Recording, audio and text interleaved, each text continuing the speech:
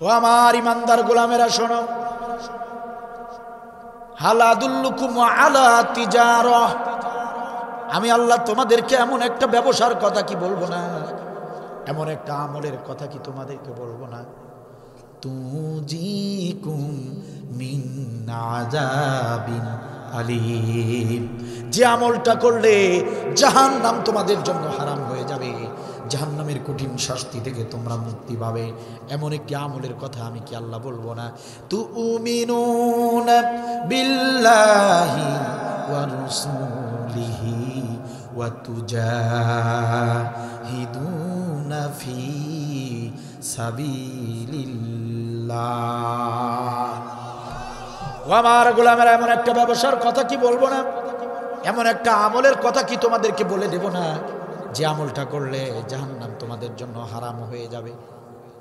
তুমিনুনা বিল্লাহি ওয়া রাসূলিহি, আল্লাহ এবং আল্লাহর রাসূলের প্রতি ঈমান আনো, ওয়া তুজাহিদুনা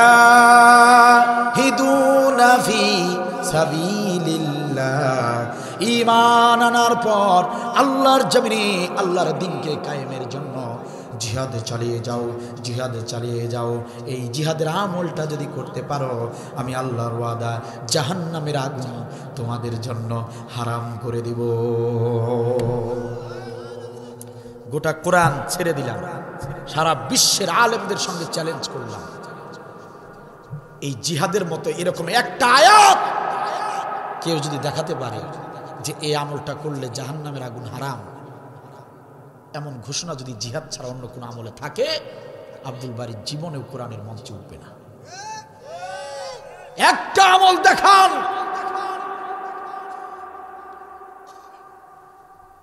আর সেই জিহাদের আমল আমার জাতির লোকের ভালো লাগে না।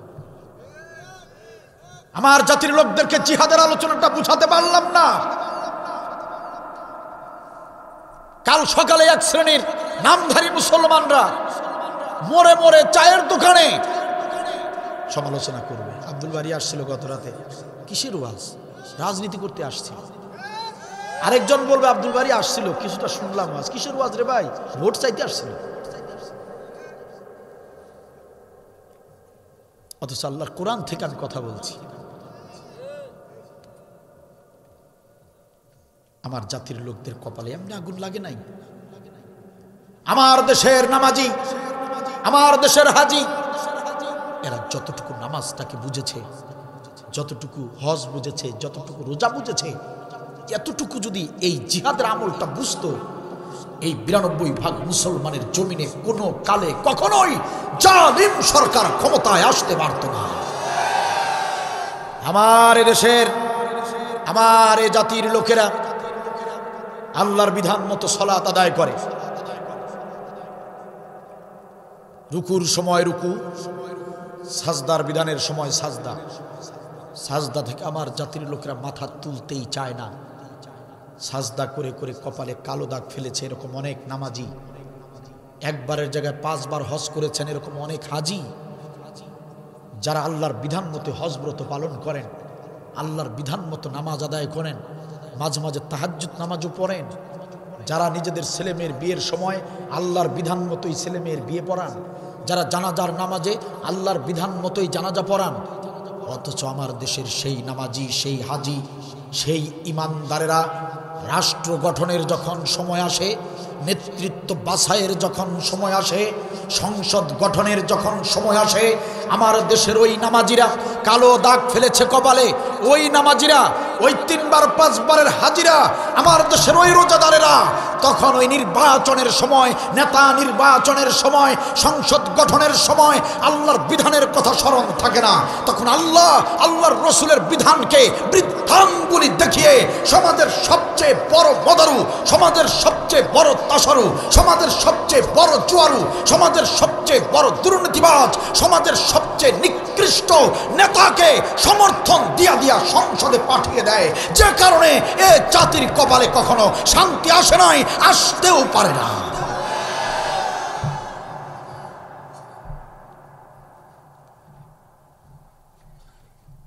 আপনার বাথরুম টয়লেটে কেমনে ঢুকবেন, কেমনে বের হবেন, কি দোয়া পড়বেন,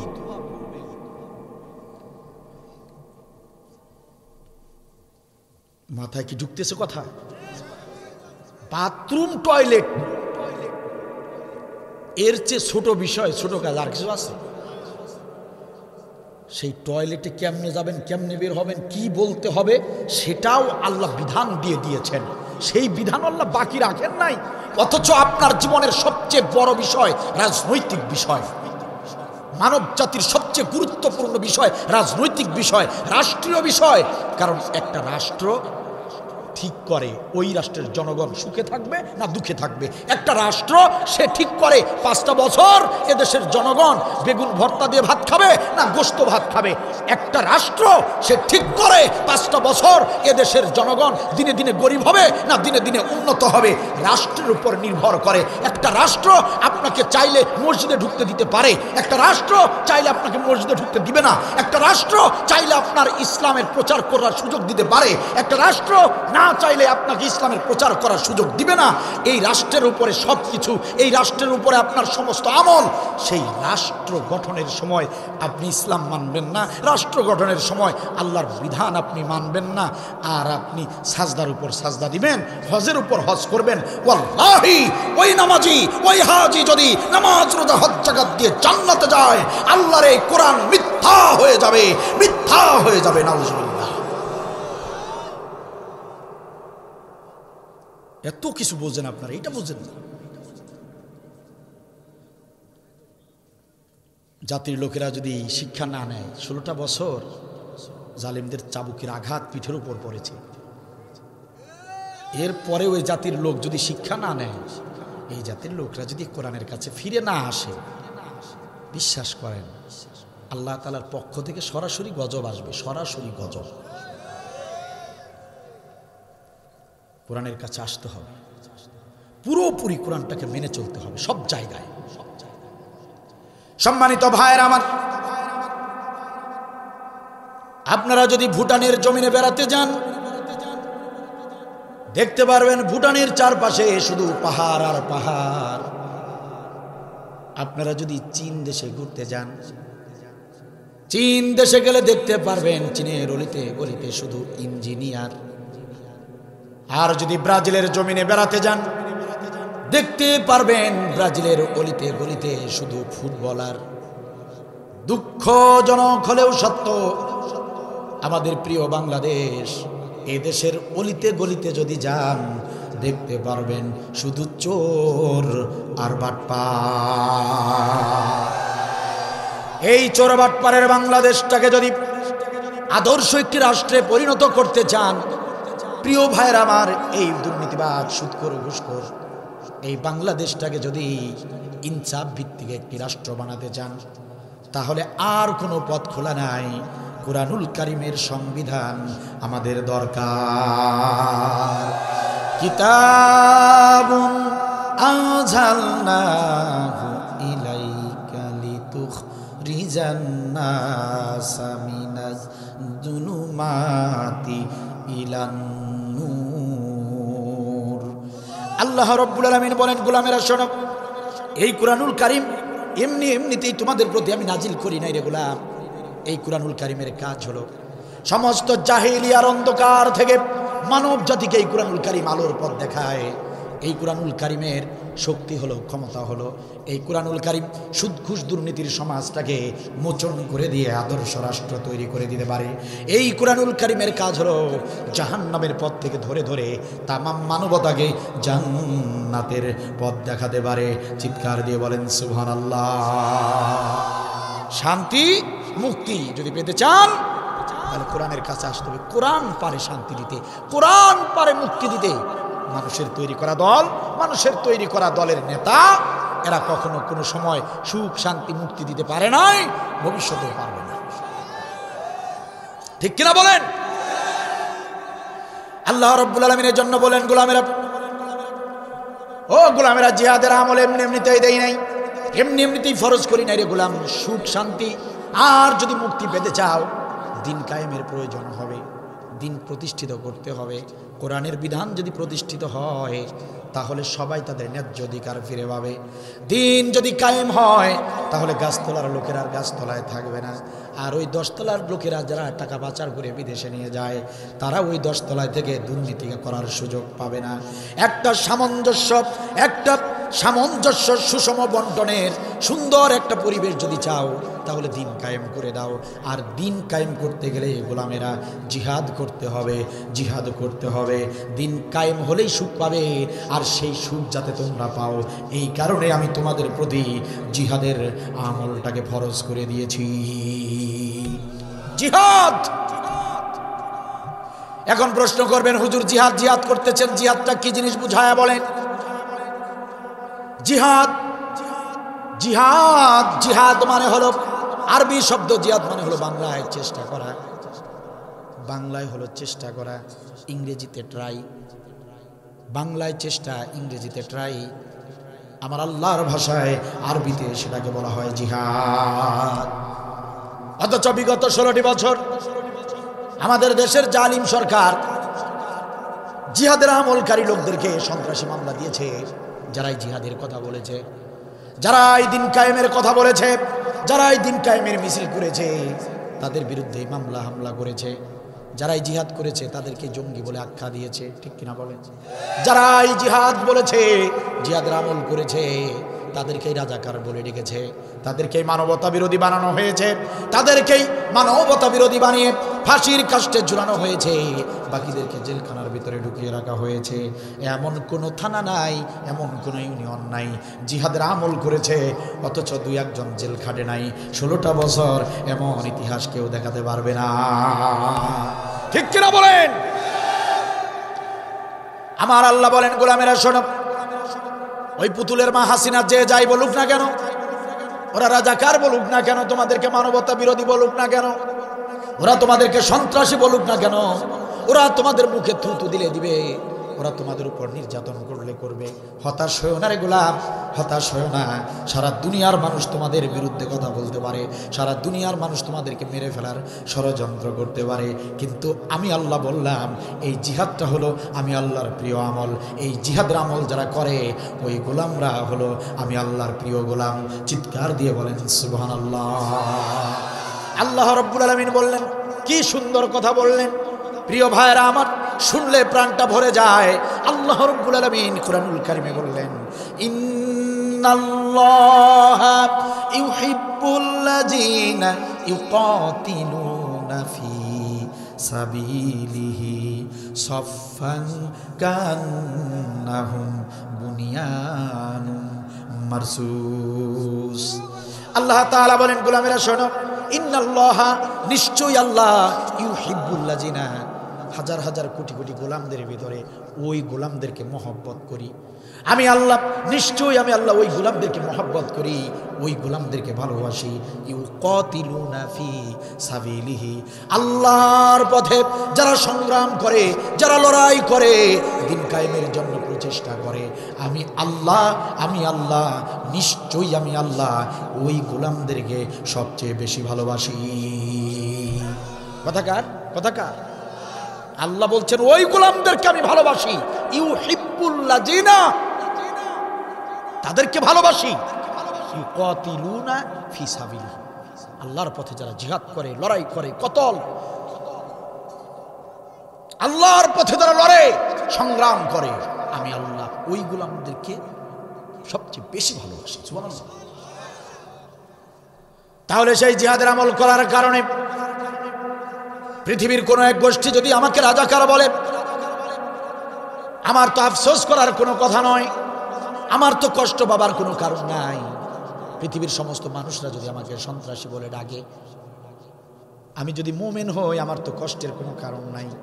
কারণ আল্লাহ বলেছেন, ও গোলাম, চিন্তা করো না, এই জিহাদের আমল যারাই করে তারাই হলো আমি আল্লাহর প্রিয় গোলাম। সারা পৃথিবীর মানুষ আমাকে গালি দিতে পারে, কিন্তু আমি বেছে নিয়েছি আল্লাহর ভালোবাসা। আল্লাহর কাছে যদি আমি ভালো হই, আল্লাহর কাছে যদি আমি প্রিয় হতে পারি, সারা দুনিয়ার মানুষ আমাকে খারাপ বললেও আমার কোনো যায় আসে না, ঠিক কিনা বলেন। আমার এই বাংলাদেশে এই জিহাদের আমল করবার কারণে এদেশের সবচেয়ে বড় বড় দেশপ্রেমিক যারা ছিলেন, খাঁটি দেশপ্রেমিক যারা ছিলেন, যারা তাহাজ্জুদের নামাজে বসে, তাহাজ্জুদের যায় নামাজের সাজদায় পড়ে চোখের পানি ফেলে ফেলে যারা দেশের মানুষের জন্য দোয়া করেছেন, যারা দেশের জন্য দোয়া করেছেন আল্লাহর কাছে, দিনের বেলা রাজপথে গিয়ে ইকামাতে দিনের স্লোগান দিয়েছেন, দিন কায়েমের স্লোগান দিয়েছেন, আর রাতের বেলা চোখের পানি ফেলে ফেলে আল্লাহর কাছে দোয়া করেছেন, এমন কিছু দেশপ্রেমিক, এমন কিছু দিন কায়েমের সৈনিক নেতাদেরকে জালিম সরকার ফাঁসিতে ঝুলিয়ে দিয়েছে। কারণ তারা জানে এই নেতারা যদি বেঁচে থাকে তাহলে বাংলাদেশে কোরআনের সমাজ দ্রুতই কায়েম হয়ে যাবে। আর কোরআনের সমাজ যদি একবার কায়েম হয়ে যায় তাহলে জালিমরা, দুর্নীতিবাজরা বাকি জিন্দেগিতে এদেশের ক্ষমতায় আসতে পারবে না। এই ভয়ে, শুধু এই ভয়ে, একবার যদি এই মুসলমানেরা, এদেশের 92% মুসলমানেরা একবার যদি কোরআনের বিধান দিয়ে কোরআনের স্বাদটা পেয়ে যায়, কোরআনের রাষ্ট্রের স্বাদ যদি একবার পেয়ে যায়, তাহলে তাহলে ঠিক আছে, তাহলে এদেশের জনগণ কোরআন বিরোধী আর কাউকে ভোট দিয়ে নির্বাচিত করবে না, এটা ওরা ভালো করে জানত। এজন্য তারা দিন কায়েমের সৈনিকদেরকে একের পর এক নির্যাতন করেছে, হত্যা করেছে, ঠিক কিনা বলেন? সম্মানিত ভাইয়েরা আমার, একান্ত আপনজনের আমার, এই জিহাদের আমল করবার কারণে তাদেরকে মিথ্যা মামলা দিয়ে জেলের ভিতরে ঢুকানো হলো, ফাঁসির রায় দেওয়া হলো। 2 ঘন্টা পর তাদেরকে ফাঁসিতে ঝুলানো হবে। প্রিয় ভাইরা আমার, আমার দিকে লক্ষ্য করেন, মনোযোগ দেন। 2 ঘন্টা পরে যাকে ফাঁসিতে ঝুলানো হবে, পুলিশ প্রহরী প্রশাসন এসে বলেছে, হুজুর আপনি রেডি হন, আপনি প্রস্তুত হন, 2 ঘন্টা পরে আপনাকে ফাঁসিতে ঝুলানো হবে। 2 ঘন্টা পরে ফাঁসিতে ঝুলানো হবে। হুজুর এই কথা শুনে বলল, 2 ঘন্টা পরে ফাঁসি, তাহলে এই সময়টুকু আমি নষ্ট করব না, আমি একটু ঘুমিয়ে নেই। সুবহানাল্লাহ বলেন। 2 ঘন্টা পরে যাকে ফাঁসিতে ঝুলানো হবে সেই ব্যক্তি ঘুমিয়ে গেল। এটা সাধারণ কোনো ঘটনা হতে পারে না প্রিয় ভাইয়েরা। 2 ঘন্টা পরে আপনাকে মেরে ফেলা হবে আর আপনি এই 2 ঘন্টার সময়ের মধ্যে ঘুমাবেন, এটা কি সাধারণ কোনো বিষয় হতে পারে নাকি? প্রিয় ভাইয়েরা আমার, আমি বললাম আর আপনারা শুনলেন, কিন্তু ততটুকু হৃদয়ে দাগ কাটে নাই। আমি জানি একটাবার নির্জন নিরালায় যখন থাকবেন, চোখ বন্ধ করে ভেবে দেখবেন এটা সাধারণ কোনো মানুষের কাজ নয়। 2 ঘন্টা পর যাকে ফাঁসিতে ঝোলানো হবে সে কখনো ঘুমাতে পারে না। 2 ঘন্টা পর ফাঁসি, সত্যি সত্যি ঘুমিয়ে গেলেন। 2 ঘন্টা বলতেছেন, আরে মিয়া, আপনাকে যদি বলে দেওয়া হয় আগামী 2 বছর পরে অমুক তারিখ অমুক বার এতটার সময় আপনার মৃত্যু, এই 2 বছরে আপনি ঘুমাইতে পারবেন না। সময় তো অনেক, 2 বছর পর পাগল হয়ে যাবেন, পাগল পাগল। অথচ বলা হলো 2 ঘন্টা পর আপনার ফাঁসি, আপনি রেডি হন। উনি বলল 2 ঘন্টা অনেক সময়, আমি একটু ঘুমিয়ে নেই। ব্যাস শুয়ে পড়লেন, ঘুমিয়ে গেলেন। আপনাদের হাতে অ্যান্ড্রয়েড ফোন আছে, বাড়িতে বাড়িতে ঘরে ঘরে অ্যান্ড্রয়েড ফোন আছে, আছে না? ডাটা অন করে গুগলে সার্চ দেন, বিশ্বের দেশে দেশে অনেক খুনি আসামিদেরকে ফাঁসিতে ঝুলানো হয়। ফাঁসির আসামিদেরকে কিভাবে ঝুলানো হয়, ফাঁসির আসামিদের প্রতিক্রিয়া কেমন হয় জানতে চান? বিভিন্ন দেশের বিভিন্ন আসামির ঘটনাগুলো চলে আসবে, দেখবেন চলে আসবে সেখানে, গুগলে ইউটিউবে আপনি পেয়ে যাবেন। যখনই কোনো আসামির ফাঁসির রায় দেওয়া হয় আর ওই ফাঁসির রায় ওই আসামি যখন জানতে পারে তখন থেকেই সে পাগলের মতো হয়ে যায়। যেদিন জানতে পারে যে তার ফাঁসির আদেশ হয়েছে, অমুক মাসে তার ফাঁসি, তখন থেকে সে ঠিকমতো খায় না। খাবার দিতে আসে জেল প্রহরী, খাবারের প্লেট ছুঁড়ে ফেলে দেয়, খারাপ ব্যবহার করে। বাড়ির লোকেরা আসে, তাদেরকে গালিগালাজ করে, তোরা আমার সাথে দেখতে আসবি না, আমার সঙ্গে দেখা করবি না, তোরা বেঈমান, তোরা যদি টাকা খরচ করতে আমাকে ফাঁসিতে ঝুলতে হতো না। এরকম এরকম অভিযোগ দেয়, এরকম গালাগালি করে, পাগলের মতো ব্যবহার করে। দূর হয়ে যা, তোরা কেউ আমার আপন না, তোরা সবাই শত্রু। কারোর সাথেই ভালো ব্যবহার করে না, পাগলের মতো হয়ে যায়। মাঝে মাঝে নিজের কপাল নিজেই জেলখানার দেয়ালে ঠুকে ঠুকে মরতে চায়, চিৎকার করে, হাউমাউ করে, স্বপ্ন থেকে ঘুম থেকে হাউমাউ করে চিৎকার করে ওঠে। ফাঁসির আসামি যারা তাদের এই অবস্থা হয়। ডাক্তাররা চেক আপ করে, প্রেশার হাই হয়ে যায়, ওষুধ খাওয়ানো লাগে, স্যালাইন দেওয়া লাগে, অনেক ট্রিটমেন্ট করা লাগে, মেডিকেলে নিয়ে যাওয়া লাগে, আবার নিয়ে আসা লাগে। এই খুনির আসামিদের এই অবস্থা হয়।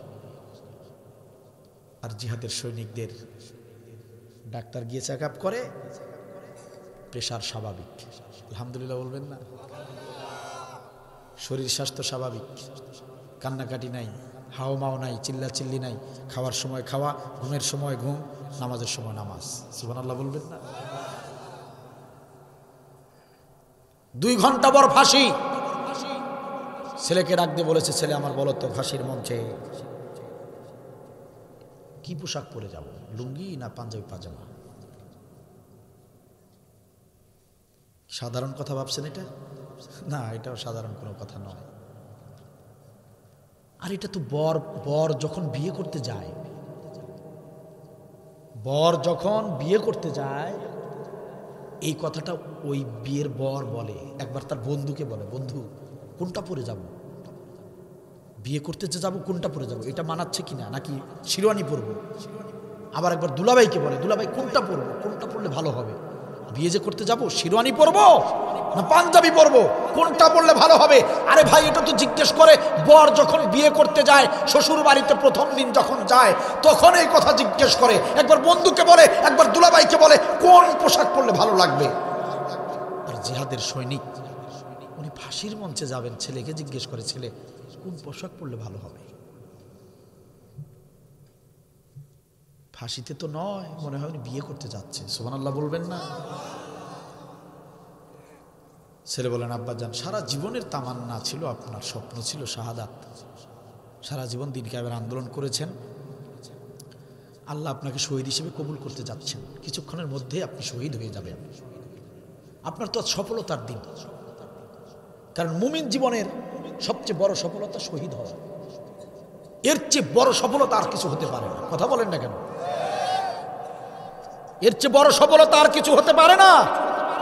কারণ কোন মুমিনের যখন শহীদ মৃত্যু হয়, মৃত্যু হওয়ার আগেই 3টা পুরস্কার, মৃত্যু হবার পরে 3টা পুরস্কার। সুবহানাল্লাহ বলবেন না? শাহাদাতের গুরুত্ব মর্যাদা সম্পর্কে আমার আলোচনা রয়েছে ইউটিউবে, রংপুর টিভি নামের একটা ব্যক্তিগত চ্যানেল রয়েছে, আপনারা শাহাদাতের গুরুত্ব মর্যাদা লিখে আমার নাম লিখতে পেয়ে যাবেন। সেখানে আমি সুন্দর বিস্তারিত আলোচনা করেছি। যারা শহীদ হয়ে যায় মৃত্যুর আগেই 3টা পুরস্কার। কি পুরস্কার? তাকে মেরে ফেলার সময় তার শরীর থেকে যে রক্ত বের হয়, ওই রক্ত গড়িয়ে পড়ার আগেই সারা জীবনের গুনাহ মাফ। এত সুন্দর স্পেশাল পুরস্কার কোথায় পাবেন? আছে কোথাও? গ্যারান্টিযুক্ত পুরস্কার। 2 নম্বর, আপনাকে যখন ফাঁসিতে ঝুলানো হবে অথবা গুলি করে মেরে ফেলা হবে দিনের কারণে, যখন আপনার শহীদ মৃত্যু হবে, শহীদ মৃত্যু হবে, আপনাকে মৃত্যুর আগেই জালিমরা আপনাকে ফাঁসিতে ঝুলানোর আয়োজন করতেছে, গলায় দড়ি পরাচ্ছে, আর এদিকে আল্লাহর ফেরেশতারা ওই ব্যক্তিকে জান্নাতের অবস্থান দেখায়। সুবহানাল্লাহ, জান্নাতের অবস্থান দেখায়। কথা কি বুঝতেছেন? জান্নাতের দৃশ্য দেখে পাগল পারা হয়ে যায়। ফাঁসি হলো না গুলি ঢুকে ভুঁড়ি বের হয়ে গেল, এগুলো তার সেন্স থাকে না। সুবহানাল্লাহ বলবেন না? 3 নম্বর, পিঁপড়ায় কাটলেও একটা যন্ত্রণা আছে। শহীদের মৃত্যুতে পিঁপড়া কাটার যন্ত্রণার মতো যন্ত্রণা নাই। সুবহানাল্লাহ বলবেন না? আব্বা জান, আপনার জন্য তো সুসংবাদ, শহীদ হবার পরেও 3টা পুরস্কার আছে। বলবো আমি? 1 নম্বর পুরস্কার, হাসরের ময়দানে আপনাদেরকে আমাদেরকে যারা শহীদ হয়নি তাদেরকে সিরিয়াল ধরে অপেক্ষা করতে হবে। বিচার যখন শুরু হবে, লাইন ধরে সিরিয়াল মতো গিয়ে হিসাব নিকাশ হবে। অনেক মানুষ তারা হাওমাও করে বলবে, আল্লাহ জাহান্নাম দিলে দাও, তবে হাসরের ময়দান থেকে বাঁচাও। কি মুসিবতের দিন সেটা! সূর্যটা একদম মাথার কাছে চলে আসবে, লাইন ধরে দাঁড়িয়ে আছি আমি, বিচার এখনো শুরুই হয় নাই। ঠিক সেই সময় শহীদদের কি পুরস্কার? কবর থেকে তারা উঠবে। দেখেন না পাওয়ারটা কি, কবর থেকে তো সবাই একসাথে উঠবো না, কবর থেকে তারা উঠেই হন হন করে ডাইরেক্ট আল্লাহর সামনে গিয়ে দাঁড়াবে। সুবহানাল্লাহ বলবেন না? আল্লাহর সামনে গিয়ে দাঁড়াবে। আল্লাহ তাকিয়ে দেখবে কারো গলায় দড়িটা চামড়া ভেদ করে ভিতরে ঢুকে গেছে, রক্ত পড়তেছে। কথা কি বুঝতেছেন? আরেকজনের দিকে তাকায় দেখবে গুলি করা হয়েছে, গুলি সামন দিয়ে ঢুকে পিছন দিয়ে ভুঁড়ি সহ বের হয়ে গেছে, রক্ত পড়ছে, ভুঁড়ি নারী ভুঁড়ি দুলতেছে, পেটের সাথে ঝুলে আছে, সামনে গিয়ে দাঁড়িয়ে আছে। আরেকজন গলা কাটা, আরেকজন হাত পা কাটা, আরেকজনের চোখ তুলে ফেলা, শরীরে অসংখ্য কোপানোর চিহ্ন, যে যেভাবে শহীদ হয়েছে। কথা কি বুঝতেছেন? সেইভাবে তারা যায় দাঁড়াবে আল্লাহর সামনে। আল্লাহ এদেরকে চেনেন না? আল্লাহ জানেন না কি হচ্ছে আর কি হবে? সবই আল্লাহ জানেন। কে জান্নাতি আমরা, কে এখানে জাহান্নামী, আল্লাহ জানেন না? তারপরেও বিচার করবে, এটা আল্লাহর সিস্টেম। আল্লাহ সবই জানেন, তারপরে ওটা সিস্টেম যে তিনি বিচার করবেন।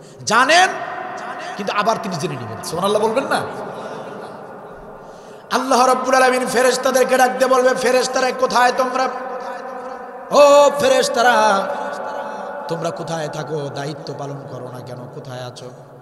এই যে একদল লোক আমার সামনে এসেছে, এরা কারা? সুবহানাল্লাহ বলেন। ও ফেরেশতারা কোথায় থাকো? কেমনে ঢুকলো এরা? এরা কারা? এদের পরিচয় কি বলো? ওই একদল ওই রক্তাক্ত মানুষগুলো, রক্তাক্ত শরীর, রক্তাক্ত পোশাক নিয়ে দাঁড়ানো ওই লোকগুলো হলো শহীদি মৃত্যুর সেই লোকগুলো। ডাক দিয়ে বলবে, রব্বুল আলামিন, ইয়া রব্বাল আলামিন, আমাদেরকে আপনি চিনতে পারেন নাই। আমি হলাম বাংলাদেশের নিজামী। দিন কায়েমের কাজ করতে গিয়ে, ইসলামের নেতৃত্ব দিতে গিয়া জালিমরা আমাকে সহ্য করতে পারে নাই। ওগো আল্লাহ, আপনি ভালো করে জানেন আমি হলাম সেই নিজামী যাকে জালিম সরকার মিথ্যা রায় দিয়ে, মিথ্যা সাক্ষী দিয়ে আমাকে ফাঁসিতে ঝুলিয়ে দিয়েছে। এই সেই ফাঁসির দড়ি অবস্থায় আপনার সামনে দাঁড়িয়েছি।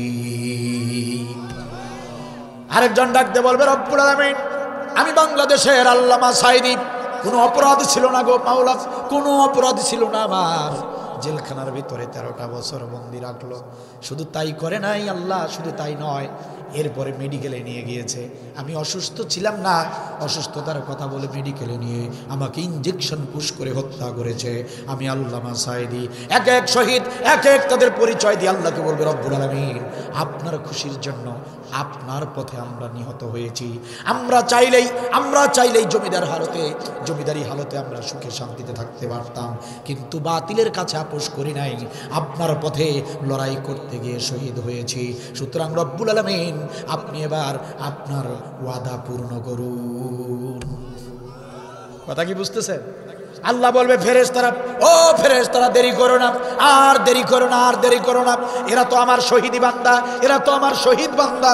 এদেরকে একটা সেকেন্ড দাঁড় করিয়ে রাখবা না, একটা মুহূর্ত যেন তারা দাঁড়িয়ে না থাকে, একটা সেকেন্ড যেন তাদের কষ্ট না হয়। দ্রুত সবার আগে এই শহীদদেরকে তাদের যে জান্নাতের অবস্থান রয়েছে, তাদের যে জান্নাতের বরাদ্দ রয়েছে, তাদের সবাইকে সেই জান্নাতে ঢুকায়া দাও। চিৎকার দিয়ে বলেন সুবহানাল্লাহ। বিনা হিসাবে সরাসরি জান্নাত। ওগো আব্বা জান, আপনার তো আজকে সফলতার দিন, আপনার তো সফলতার দিন, আপনার তো আজকে বিজয়ের দিন। আপনি কেন লুঙ্গি পরবেন? আপনি পাঞ্জাবি পাজামা পরে সাজুগুজু করে সুঘ্রাণ মেখে ফাঁসির মঞ্চে দাঁড়িয়ে যান। তাই করলেন, পাঞ্জাবি পাজামা পরে সুঘ্রাণ মেখে বরের মতো করে ছুটে চলছেন, হেঁটে হেঁটে চলছেন ফাঁসির মঞ্চে। যেখানে, ওই যে বললাম, গুগলে সার্চ দিয়ে দেখবেন, যেখানে ফাঁসির আসামিদেরকে ফাঁসির কাষ্ঠে নিয়ে যেতে অনেক কষ্ট হয়, টেনে হিসড়ে পুলিশ প্রশাসন, জেলখানার প্রহরীরা তাদেরকে টেনে হিসড়ে মঞ্চে তোলে, জোর করে হাত বাঁধে, জোর করে পা বাঁধে। কথা কি বুঝতেছেন আমার? আর সেখানে ইসলামী আন্দোলনের নেতা, জিহাদের আমল যিনি করেছেন, যারা করেছেন, তারা হেঁটে হেঁটে যাচ্ছেন, টানতে হচ্ছে না, ধরতে হচ্ছে না, বরং যারা নিতে এসেছেন তারা পিছনে পড়ে গিয়েছে, আমাদের নেতারা সামনে এগিয়ে যাচ্ছে। ফাঁসির মঞ্চে ওঠার সময় জল্লাদ এসে বলতেছে, হুজুর মাথাটা একটু নিচু করেন, মাথাটা নিচু করেন, কালো জমটুপি আপনার মাথায় পরিয়ে দেব। ফাঁসিতে ঝুলানোর আগে কি করা হয়? কালো একটা জমটুপি পরে দেওয়া হয়, জানেন আপনারা? হুজুর কিছু নিয়ম আছে, ফাঁসিতে ঝুলানোর আগে পিছনে হাত বেঁধে দেওয়া হয়, পা বেঁধে দেওয়া হয়। কিছু মনে করবেন না হুজুর, মাথাটা নিচু করেন, জমটুপি পরাবো। হুজুর বললেন, জল্লাদ রে, ও জল্লাদ, মাথা নিচু করার অভ্যাসটা যদি থাকতো তাহলে আজকে তো আমার ফাঁসি হতো না রে জল্লাদ। না রে না জল্লাদ, না না, মাথা নিচু করব না, মাথা নিচু করব না, তোমার হাতের কালো জমটুপি আমাকে দিয়া দাও। এ কথা বলে জল্লাদের হাত থেকে কালো জমটুপি নিজে কেড়ে নিলেন, কালো জমটুপি কেড়ে নিয়ে নিজেই নিজের মাথায় পরিয়ে নিলেন। চিল্লায় বলেন আল্লাহু আকবার। ফাঁসির মঞ্চে চলে গেলেন, হাত পিছনে বাঁধা হলো, পা বাঁধা হলো, ফাঁসির দড়িটা গলায় পরিয়ে দেওয়া হলো। আল্লাহ বলেন, আমার জিহাদের সৈনিক, সে তো আমার প্রিয় গোলাম। ইউহিব্বুল্লাযিনা ইউকাতিলুনা ফি সাবিলিহি, দ্বীনের পথে যারা লড়াই করে ওরা হলো আমি আল্লাহর প্রিয় গোলাম।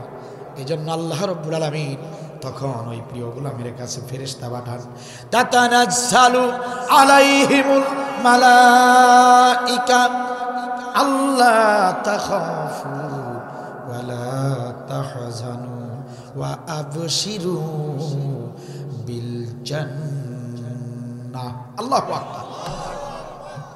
ফেরেশতা এসে বলে, ও নিজামী রে, চিন্তা করো না রে আল্লাহর গোলাম, চিন্তা করো না। ও কামারুজ্জামান, আব্দুল কাদের মোল্লা, মীর কাসেম আলী, চিন্তা করো না, চিন্তা করো না। ওরে আল্লামা সাইদি, চিন্তা করো না, চিন্তা করো না রে, ভয় পেও না, ভয় পেও না। আল্লাহর পক্ষ থেকে এসেছি আমরা রহমতের ফেরেশতা, আল্লাহ তোমার জন্য সুসংবাদ পাঠিয়েছে। আবশিরু বিল জান্নাহ, তোমাকে জান্নাতের সুসংবাদ দিতে এসেছি। চিৎকার দিয়ে বলেন সুবহানাল্লাহ। জান্নাতের অবস্থান দেখানো হলো, এই যে এই জান্নাত আপনার, এই জান্নাতে আপনি থাকবেন। হ্যাঁ, জান্নাতের দৃশ্য, যে চোখ জীবনে জান্নাত দেখে নাই, পৃথিবীর কোন চোখ জান্নাতের বর্ণনা দিতে পারবে না। সারা দুনিয়ার আলেমদেরকে এনে বসা, কিয়ামত পর্যন্ত যদি জান্নাতের সৌন্দর্য নিয়ে বক্তব্য দেয়, জান্নাত যতটা সুন্দর তার 100/1 কিয়ামত পর্যন্ত আলোচনা করলেও জান্নাতের যে সৌন্দর্য 100/1 সৌন্দর্য আমাদেরকে, পাবলিকদেরকে কেউ বুঝাইতে পারবে না। কারণ জান্নাতটা যে কি সুন্দর জিনিস সেটা কল্পনা যে করবেন, সেই কল্পনার ক্ষমতাটাও আল্লাহ দেয় না। তাহলে কিভাবে বুঝবেন জান্নাতটা কত সুন্দর? সেই সুন্দর জান্নাতের দিকে তাকিয়ে থাকে জিহাদের সৈনিকরা। এদিকে ফাঁসি হয়ে গেল, জিহাদের সৈনিকরা তাকিয়ে আছে জান্নাতের দিকে। জান্নাতের দরজায় দরজায় 72 জন হুর, তাদের পবিত্রা স্ত্রী দাঁড়িয়ে আছে, ডাক দিয়ে বলে, ওরে নিজামী, পৃথিবীর লোকেরা, বাংলাদেশের জালিমেরা তোমাকে রাজাকার বলেছে। ওরে সাইদি, তোমাকে তারা মানবতা বিরোধী রাজাকার বলেছে, তোমাকে ধর্ষণকারী বানিয়েছে। তোমার মূল্যায়ন তারা জানে নাই, তারা করতে পারে নাই। তোমাকে শত্রু ভেবে, শত্রু মনে করে হত্যা করেছে। ওরে কামারুজ্জামান কাদের মোল্লা, ওরে আলী হাসান মোহাম্মদ মুজাহিদ, ওরে মীর কাসেম আলী, তোমাদেরকে পৃথিবীর মানুষরা চিনতে পারে নাই। এই যে দেখো জান্নাতে আমরা তোমার স্ত্রী, আমরা তোমাদের স্ত্রী দাঁড়িয়ে আছি, দাঁড়িয়ে আছি। রসুল বলেন 72 জন স্ত্রী জান্নাতের দরজায় দরজায় দাঁড়িয়ে দাঁড়িয়ে ডাকতে থাকে, ওরে নিজামী চলে আসো, ওরে আল্লামা সাইদি চলে আসো, তোমাদের অপেক্ষায় আমরা পড়ে আছি। এজন্য জিহাদের সৈনিকরা 2 ঘন্টা পরে ফাঁসি, ওনারা ঘুমায়। সুবহানাল্লাহ বলবেন না? ওনারা ঘুমায়, ওনারা ভয় পায় না, ওনারা সুঘ্রাণ মেখে পাঞ্জাবি পাজামা পরে মঞ্চে দাঁড়িয়ে যায়। কারণ ওনাদেরকে ফাঁসি দেখানো হয় নাই, আল্লাহ ওনাদেরকে দেখিয়েছে জান্নাত, জান্নাতের দরজা। ফাঁসি হয়ে গেল তো জান্নাতে ঢুকেই গেল। সুবহানাল্লাহ বলবেন না?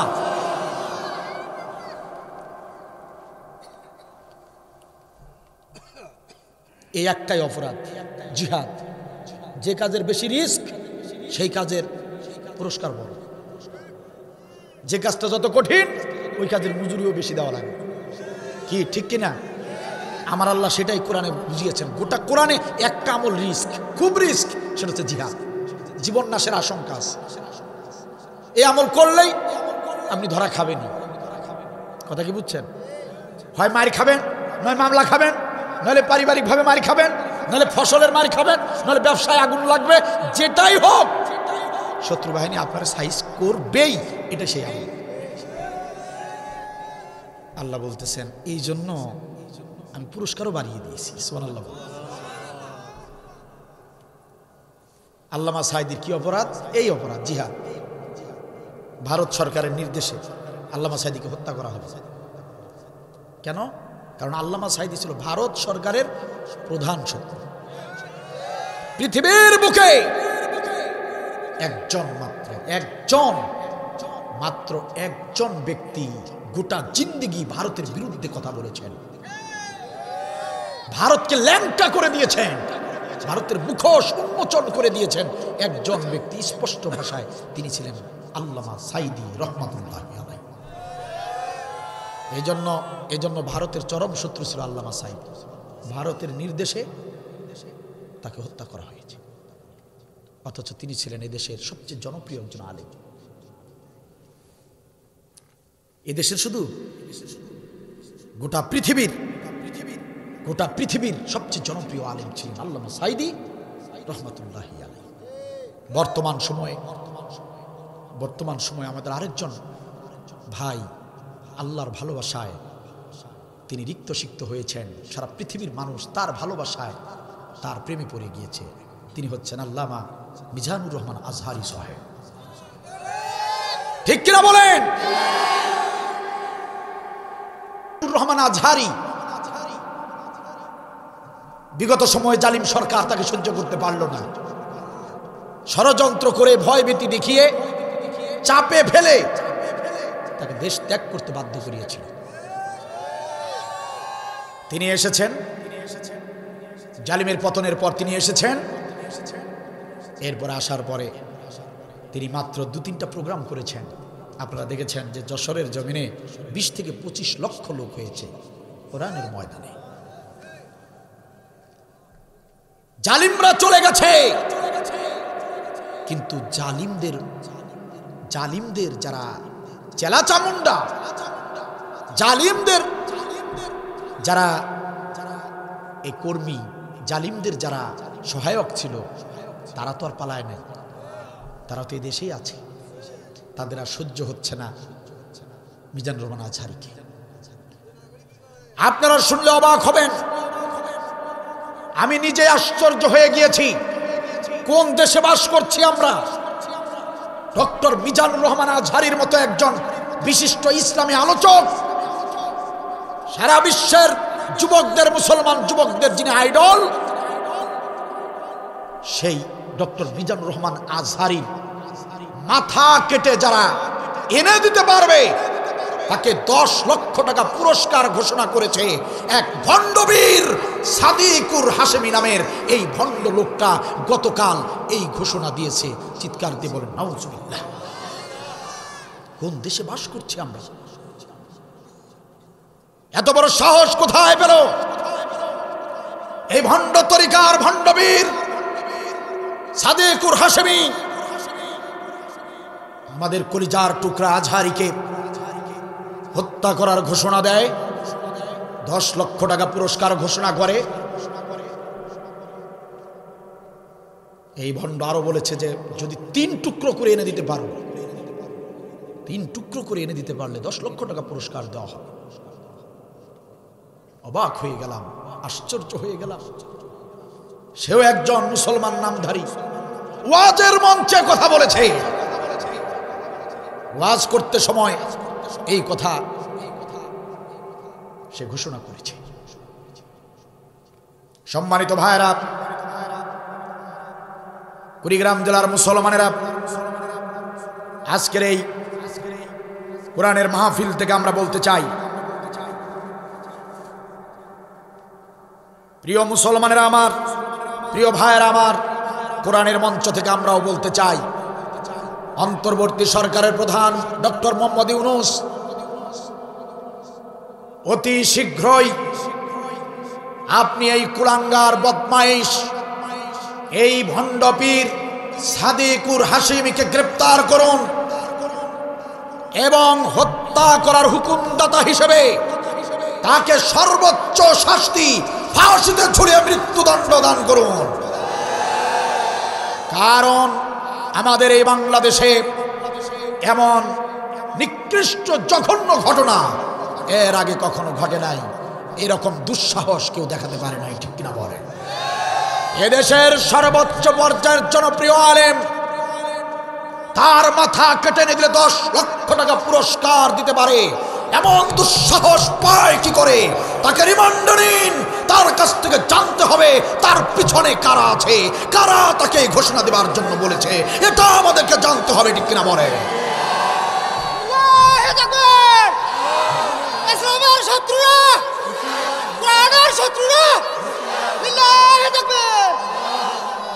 প্রিয় ভাইয়ের আমার, আমরা স্পষ্ট ভাষায় জানাতে চাই, আমরা এদেশের হক্কানি আলেম মাওলানা মতিউর রহমান নিজামীকে হারিয়েছি, আমরা মোহাম্মদ আলী হাসান মুজাহিদ ভাইকে হারিয়েছি, আমরা আব্দুল কাদের মোল্লাকে হারিয়েছি, আমরা কামারুজ্জামান ভাইকে হারিয়েছি, আমরা আমাদের কলিজার টুকরা নয়নমণি, আমাদের হৃদয়ের স্পন্দন আল্লামা সাঈদীকে হারিয়েছি। কিন্তু এবার যদি ডক্টর মিজানুর রহমান আজহারীর গায়ে যদি এরকম একটা ফুলের টোকা পড়ে, আমরা জনতা মুসলমান যারা রয়েছি, আমরা ঘরে বসে থাকবো না, আমরা রাজপথে নামতে বাধ্য হব। আমরা স্পষ্ট ভাষায় জানাতে চাই, দ্রুত গতিতে ওই ভণ্ডপীর, ওই মুসলমান নামধারী মুনাফিক শয়তান সাদেকুর হাশিমিকে গ্রেপ্তার করুন। যদি আপনারা গ্রেপ্তার না করেন, দ্রুত গতিতে যদি ওকে বিচারের আওতায় না আনেন, তাহলে কিন্তু আমরাও পরবর্তীতে সমস্ত আলেমরা এক হয়ে, সমস্ত বাংলাদেশের আলেমরা ঐক্যবদ্ধ হয়ে আমরা সংবাদ সম্মেলন করে আমরাও জানিয়ে দেব যে ওই মুনাফিকের কল্লা কেটে আমাদের পায়ে যারা এনে দিবে তাদেরকেও আমরা 20 লক্ষ টাকা পুরস্কার দেব।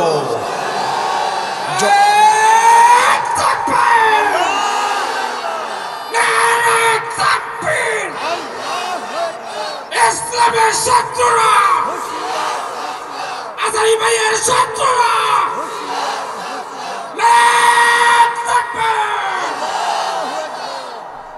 এদেশের এক শ্রেণীর কুচক্রী মহল এদেশের জনপ্রিয় আলেমদেরকে সহ্য করতে পারে না। আমাদের প্রত্যেক জনপ্রিয় আলেমদেরকে তারা শেষ করে ক্ষান্ত হয় নাই, এখন আমাদের আজহারি ভাইয়ের দিকে তারা নজর দিয়েছে।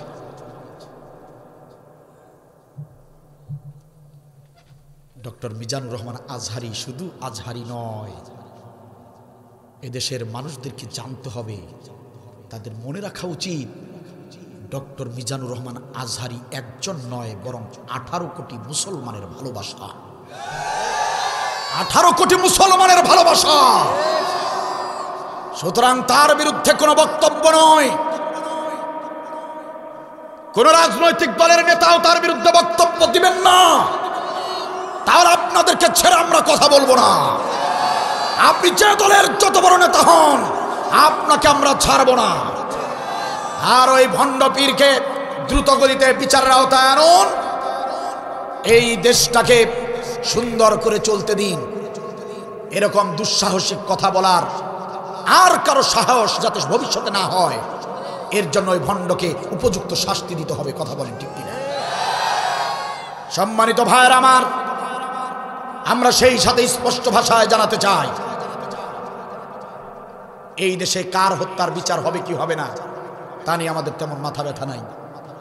কিন্তু এই 92% মুসলমানের জমিনে ওই ভারত সরকারের নির্দেশে আল্লামা সাঈদীকে যারা হত্যা করেছে, সাঈদী হত্যার বিচার এই বাংলার জমিনে হতেই হবে।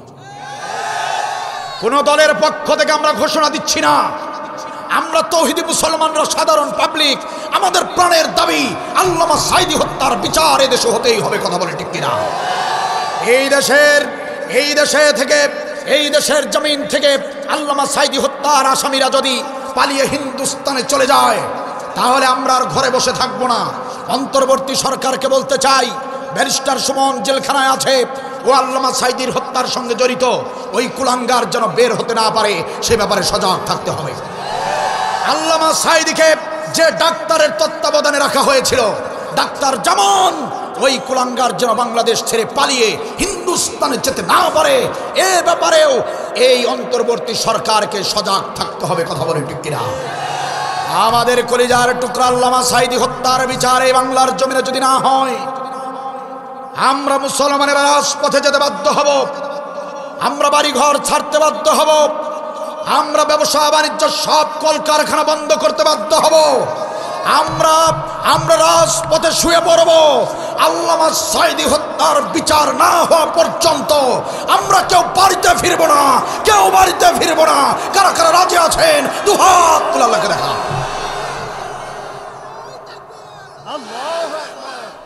মাশাআল্লাহ, মাশাআল্লাহ, জাযাকাল্লাহ খাইর। এজন্য দিন কায়েমের পথে যারাই লড়বে তাদের বিরুদ্ধে এভাবে ষড়যন্ত্র হবে। আল্লাহ বলেন এই জন্যই গোলাম এত মর্যাদা দিয়েছি। সুবহানাল্লাহ। তো ভাইরা, আর মাত্র 15টা মিনিট আপনাদেরকে কষ্ট দিব, খারাপ লাগছে নাকি প্রিয় ভাইরা আমার? আল্লাহর রাসূল মুহাম্মদ সাল্লাল্লাহু আলাইহি ওয়াসাল্লাম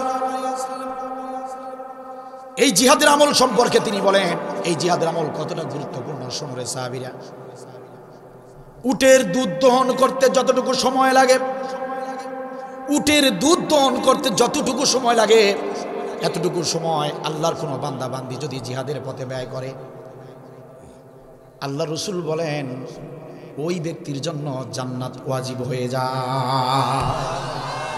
প্রিয় ভাইয়েরা আমার, উটের দুধ দহন করতে সর্বোচ্চ 30টা মিনিট সময় লাগতে পারে। বিশ্বনবী বললেন এই সাধারণ আধা ঘন্টার মতো সময়, 30 মিনিটের মতো, এই সংক্ষিপ্ত সময়ও যদি কারো জীবনে কোনো ব্যক্তি যদি এতটুকু সময়ও জিহাদের পথে ব্যয় করে, বিশ্বনবী ঘোষণা করেছেন ওই ব্যক্তির জন্য জান্নাত ওয়াজিব হয়ে যায়। কোথায় পাবেন এমন আমল? কোথায় পাবেন? হযরত ওসমান রাদিয়াল্লাহু থেকে বর্ণিত হাদিস, ওসমান রাদিয়াল্লাহু বলেন রাসূলুল্লাহ সাল্লাল্লাহু আলাইহি ওয়াসাল্লাম তিনি বলেছেন, মান রাবাতা লাইলাতান ফি সাবিলিল্লাহ কানাত কা আলফি লাইলাতিন সিয়ামুহা ওয়া কিয়ামুহা। নবী বলেছেন, শোনে রে ওসমান, ও সাহাবীরা শোনো, আল্লাহর কোন বান্দা যদি 1000 দিন রোজা রাখে, আবার 1000 রাত যদি দাঁড়িয়ে দাঁড়িয়ে নামাজ আদায় করে, ও কুড়িগ্রাম জেলার মুসলমানেরা একটু ভালো করে শোনেন, বিশ্বনবী সাল্লাল্লাহু আলাইহি ওয়াসাল্লাম বললেন, কোনো ব্যক্তি যদি 1000 দিন টানা 1000 দিন যদি না খেয়ে রোজা রাখে, আবার সেই 1000 রাত সারাটা রাত ধরে 1000টা রাত যদি দাঁড়িয়ে দাঁড়িয়ে নামাজ আদায় করে, আর কোন ব্যক্তি যদি মান রাবাতা লাইলাতান ফি সাবিলিল্লাহ, আর কোন ব্যক্তি যদি একটা রাত, শুধুমাত্র একটা রাত জিহাদের পথে জাগ্রত থাকে, তাহলে ওই 1000 দিনের রোজা 1000 রাতের চেয়েও একটা রাত যে ব্যক্তি দিন কায়েমের পথে জাগ্রত থাকবে তার আমল নামায় বেশি সওয়াব দেওয়া হয়। 1000 দিনের রোজা 1000 রাতের নামাজের চেয়েও একটা রাত জিহাদের পথে জেগে থাকলে বেশি সওয়াব। সুবহানাল্লাহ বলবেন। প্রিয় ভাইয়েরা আমার, সেই জিহাদ করতে হবে। জিহাদ যে আমলের চেয়ে বড় কোনো আমল আল্লাহর কাছে নাই, যে আমলটা হলো আল্লাহর কাছে সবচেয়ে প্রিয় আমল। ও যুবক ভাইয়েরা, তরুণ ভাইয়েরা, মনোযোগ দিয়ে শোনেন, এই জিহাদের আমল ছাড়া কিন্তু বিকল্প আর কোনো আমাদের বাঁচার কোনো মুক্তির কোনো পথ নাই। প্রিয় ভাইয়েরা আমার, মিশকাত শরীফ খুলে দেখবেন, মিশকাত শরীফের 336 পৃষ্ঠায় হাদিসটা পেয়ে যাবেন। হযরতে আয়েশ রাদিয়াল্লাহু থেকে বর্ণিত হাদিস। হযরতে আয়েশ রাদিয়াল্লাহু তিনি বলেন, একদিন সকালবেলা বিশ্ব নবীর দরবারে একজন সাহাবী আসলেন, এসে বললেন, ইয়া রাসূলুল্লাহ, ইয়া হাবিবাল্লাহ, ওই যে মরুভূমির ওপার প্রান্তে দূরবর্তী জায়গায় ছোট্ট একটা গ্রাম রয়েছে, ওই গ্রামে আপনার একজন সাহাবী গত রাতে ইন্তেকাল করেছে। একজন সাহাবী মারা গিয়েছে, এই সংবাদ নবী যখন শুনতে পেলেন, নবী ডাক দিয়ে বললেন, আবু বকর কোথায়? ওরে আবু বকর, ওসমান, আলী কোথায় রে তোমরা? চলো চলো চলো চলো, অনেক দূরের পথ পাড়ি দিয়ে আমার এক সাহাবীর বাড়িতে যেতে হবে। আমার একজন সাহাবী গত রাতে মারা গিয়েছে, আমি নবী তার জানাজার ইমামতি করব। সুবহানাল্লাহ বলেন। আপনার আমার নবীর একটা বৈশিষ্ট্য ছিল, নবী সাল্লাল্লাহু আলাইহি ওয়াসাল্লাম যখনই কোনো মুসলমানের মৃত্যুর সংবাদ পেতেন তিনি নিজে জানাজার ইমামতি করতেন। কারণ তিনি জানতেন কোনো মুসলমানের জীবনে যদি কোনো ভুল ভ্রান্তি থাকে, গুনাহ থাকে, আমি নবী যদি জানাজার ইমামতি করি, আমি নবীর মর্যাদার কারণে আল্লাহ রাব্বুল আলামিন তাকে ক্ষমা করে দিবে।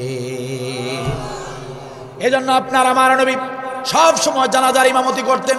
নবী বললেন, আবু বকর, ওসমান, আলী কোথায় রে? চলো চলো চলো চলো, দূরের পথ পাড়ি দিয়ে একটা ছোট্ট গ্রামে যেতে হবে, আমার সাহাবী মারা গিয়েছে, তার জানাজার ইমামতি করব। নবী সাহাবীদেরকে নিয়ে ওই মৃত ব্যক্তির বাড়ির দিকে রওনা করলেন। মৃত ব্যক্তির বাড়ির কাছাকাছি যখন পৌঁছে গেলেন, ওই এলাকার ওই গ্রামের একজন মুসলমানের সঙ্গে নবীর সাক্ষাৎ হয়ে গেল। নবীকে সালাম জানালেন। সাহাবী ডাক দিয়ে বললেন, ইয়া রাসূলুল্লাহ, ইয়া হাবিবাল্লাহ, আপনি হঠাৎ করে আমাদের গ্রামে কেন? আগাম সংবাদ দিলেন না। আগাম সংবাদ দিলে আমরা গিয়ে রিসিভ করতাম, আপনাকে সম্বর্ধনা দিয়ে নিয়ে আসতাম। হঠাৎ করে রাসূল আপনি কেন আমাদের গ্রামে এসেছেন, কারণটা কি?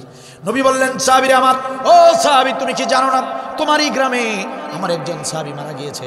তুমি বুঝি খবরটা পাও নাই? আমি তো ওই সাহাবীর জানাজার ইমামতি করতে এসেছি। সাহাবী ডাক দিয়ে বলেন, ইয়া রাসূলুল্লাহ, ইয়া হাবিবাল্লাহ, কেন জানবো না? যে সাহাবী আপনার মারা গিয়েছে তার বাড়ি আর আমার বাড়ি একসঙ্গে লাগালাগি, সে আমার নিকটতম প্রতিবেশী, আমি তো ভালো করেই জানি সে মারা গিয়েছে, কিন্তু অবাক হলাম আপনি তার জানাজার ইমামতি করতে এসেছেন, এটা কিন্তু নবী আমি মানতে পারলাম না।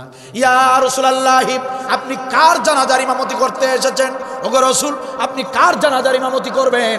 যে ব্যক্তিটা জীবনে নামাজ পড়ে নাই, রোজা করে নাই, জীবনে হজ জাকাত কোনো আমল করে নাই, জীবনে ভালো কোনো কাজ করতে পারে নাই, জীবনে কোনোদিন কোনো ধরনের ভালো কাজ করতে তারে দেখি নাই, আমি তো তার প্রতিবেশী, আমি তো তাকে ভালো চিনি, জীবনে কোনো ভালো আমল তার আমল নামার ভিতরে নাই, সারাটা জীবন শুধু খারাপ কাজ করেছে, কোনো ধরনের ভালো আমল তার ভিতরে নাই। ইয়া রাসূলুল্লাহ, ইয়া হাবিবাল্লাহ, আপনি যার জানাজার ইমামতি করার জন্য এত দূর থেকে এসেছেন, ওই ব্যক্তি বিনা হিসাবে জাহান্নামে যাবে, বিনা হিসাবে জাহান্নামে যাবে।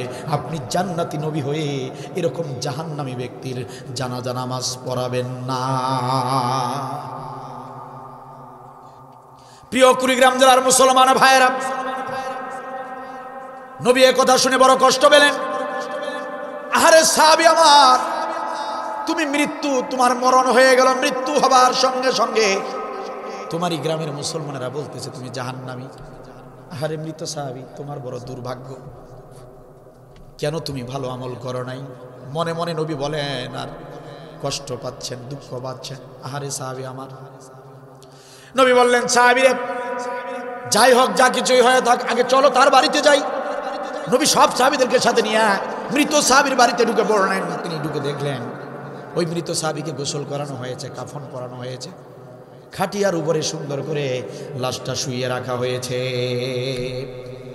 অল্প কিছুক্ষণের মধ্যেই নবী লক্ষ্য করলেন, কিছু সময়ের মধ্যেই নবী দেখতে পারলেন ওই গ্রামের যত মুসলমান সাহাবী ছিল তারা সবাই এক এক করে তার জানাজায় অংশগ্রহণ করার জন্য জড়ো হয়ে গিয়েছে। সুবহানাল্লাহ বলেন।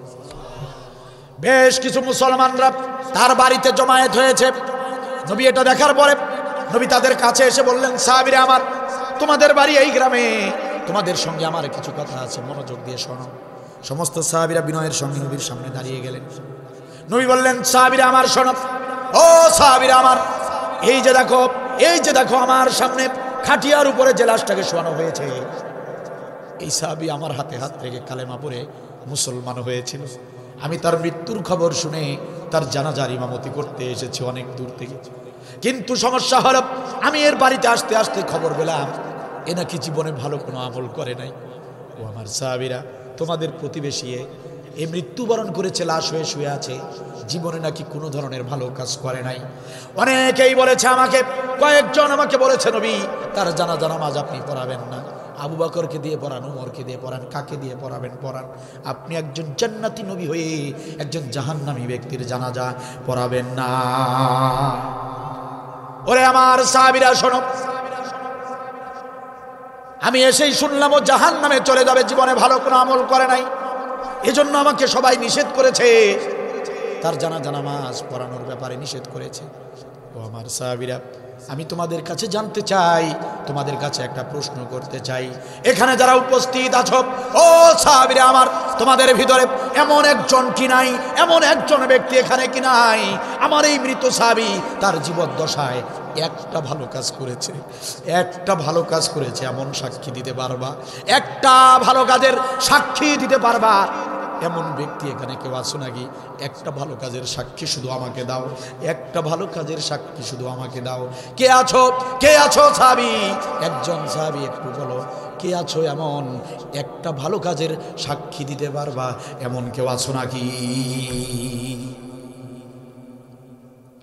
নবীর প্রশ্নের জবাবে সবাই নিস্তব্ধ হয়ে গেল, নীরব হয়ে, নিস্তব্ধ হয়ে সবাই দাঁড়িয়ে রইল, কারো মুখে কোনো ভাষা নাই। পিছনের কাতার থেকে একজন সাহাবী আস্তে করে হাত তুললেন, হাত তুললে বললেন, ইয়া রাসূলুল্লাহ, ইয়া হাবিবাল্লাহ, ওই যে লাশ হয়ে শুয়ে আছে আপনার সামনে খাটিয়ার উপরে, আপনার যে সাহাবী লাশ হয়ে শুয়ে আছে ওই সাহাবী তার জীবনে একটা ভালো কাজ করেছিল, আমি নিজে নিজ চোখে সেটা দেখেছি। নবী বললেন, সাহাবীরা দেরি করো না, দেরি করো না, ও আমার সাহাবী দেরি করো না রে, দেরি করো না। কি আমল তুমি দেখেছো, কি কাজ করতে তুমি দেখেছো, একটু আমাকে তাড়াতাড়ি করে বলো। সাহাবী বললেন, ইয়া রাসূলুল্লাহ, ইয়া হাবিবাল্লাহ, অল্প কিছুদিন আগের ঘটনা, মনোযোগ দিয়ে শুনেন নবীজি। একদিন আমরা আপনার নির্দেশে, আপনি নবীর নির্দেশে আমরা মুজাহিদ সাহাবীরা জিহাদের ময়দানে গিয়েছিলাম। আপনার নির্দেশে দিন কায়েমের লক্ষ্যে জিহাদের ময়দানে গেলাম। আমরা মুজাহিদরা জিহাদের ময়দানে গেলাম। জিহাদের ময়দানে গিয়ে কাফের বেঈমানদের বিরুদ্ধে লড়াই করলাম। কাফের বেঈমানদেরকে কতল করে করে কালেমার পতাকা উড্ডীন করে বিজয় অর্জন করে আমরা মুজাহিদরা বাড়ির দিকে ফিরতেছিলাম। বাড়ির দিকে ফিরতে ফিরতে রাত হয়ে গেল, প্রতিমধ্যে রাত হয়ে গেল, চারদিকে অন্ধকার নেমে আসলো। আমরা মুজাহিদরা রাস্তা থেকে আমরা মরুভূমিতে চলে আসলাম, কারণ রাত হয়ে গিয়েছে। রাতের বেলায় রাস্তায় থাকা নিষেধ আছে, আপনি অনেক আগেই বলেছিলেন মুজাহিদরা রাতের বেলা রাস্তায় থাকবে না। যদি রাত হয়ে যায় মুজাহিদরা যাত্রা বিরতি করবে, যাত্রা বিরতি করবে, একটা জায়গায় তাঁবু স্থাপন করবে। সকাল যখন হবে আবার তোমরা রওনা করবে। এখানে ইসলামী আন্দোলনের নেতা কর্মী যারা আছেন, সংগঠন যারা করেন, দিন কায়েমের আন্দোলন যারা করেন, নবীর এই হাদিসটা মনে রাখবেন, আমৃত্যু হাদিসটা মনে রাখবেন। সংগঠনের কাজে যখনই যাবেন, দাওয়াতি কাজে যখনই যাবেন, যে কাজে যাবেন, রাতের বেলা আপনারা যাওয়ার চেষ্টা করবেন না। খুব চেষ্টা করবেন রাতের আগে কাজ শেষ করার, কারণ রাতের বেলা নবী সাল্লাল্লাহু আলাইহি ওয়াসাল্লাম মুজাহিদদেরকে রাস্তায় থাকা নিষেধ করেছিলেন। আমাদের এদেশে ইসলামী আন্দোলনের অনেক নেতা কর্মীদেরকে পরিকল্পিতভাবে হত্যা করা হয়েছে, কিন্তু আমরা সেটা হত্যা হিসেবে জানি না, আমরা জানি সড়ক দুর্ঘটনা। অনেক নেতা কর্মীদেরকে ট্রাক চাপা দিয়ে মেরে ফেলা হয়, রাতের বেলা রাস্তার উপরে সড়ক দুর্ঘটনা বলে চালিয়ে দেয়। এরকম অনেক নেতা কর্মীকে আমরা হারিয়েছি, যাদের হত্যার খবর আমরা নিজেরাও জানি না। এজন্য নেতা কর্মী, ইসলামী আন্দোলন যারা করেন, মুজাহিদ যারা, জিহাদের আমল যারা করেন, তারা রাতের বেলা রাস্তায় থাকবেন না। আর যেখানে যে কাজে যান অবশ্যই সবর সঙ্গী থাকতে হবে, একা একা যাওয়া যাবে না। বিশ্ব নবীর হাদিস। ইয়া রাসূলুল্লাহ, রাত হয়ে যাবার কারণে আপনার ওই পরামর্শ আমাদের স্মরণ হয়ে গেল। আমরা বললাম রাস্তায় আর থাকবো না, চলো পাশে মরুভূমি দেখা যাচ্ছে, ওখানে আমরা তাঁবু স্থাপন করবো। সকাল যখন হয়ে যাবে ফজরের নামাজটা পড়ে আমরা আবার বাড়ির দিকে রওনা করব। ইয়া রাসূলুল্লাহ, আমরা সিদ্ধান্তের আলোকে মরুভূমির একটা জায়গা নির্ধারণ করলাম, তাঁবু স্থাপন করলাম। তাঁবুর নিচে আমরা মুজাহিদরা লাইন ধরে শুয়ে পড়লাম, কারণ আমরা আহত, আমরা অসুস্থ। আমাদের কারো হাত কাটা, ইয়া রাসূলুল্লাহ, আমাদের কারো পা কাটা, আমাদের কারো মাথা ফাটা, কারণ আমরা জিহাদের ময়দান থেকে এসেছি। জিহাদের ময়দান থেকে সুস্থ শরীরে কোনো মানুষ ফিরে আসতে পারে না। ইয়া রাসূলুল্লাহ, ঘটনা শোনেন। আমরা মুজাহিদরা আহত, মুজাহিদ অসুস্থ মুজাহিদরা যখন শুয়ে পড়লাম, ঘুম ঘুম ভাব যখন চলে এসেছে, তখন হঠাৎ করে আমরা চমকে উঠলাম। পাশেই বিশাল এক জঙ্গলের বিশাল বিশাল বড় বড় হিংস্র প্রাণীদের গর্জন শুনতে পেলাম। পাহাড়ি হিংস্র প্রাণীরা গর্জন দিচ্ছে, তাদের গর্জন শুনে আমরা চমকে উঠলাম। ইয়া রাসূলুল্লাহ, ইয়া হাবিবাল্লাহ, আমরা হিংস্র প্রাণীদের গর্জন শুনে আমরা ভীত সন্ত্রস্ত হয়ে গেলাম। আমরা সবাই দাঁড়িয়ে গেলাম, বুঝতে আর বাকি রইল না। বেশি দূরে নয়, খুব কাছে একটা জঙ্গল আছে।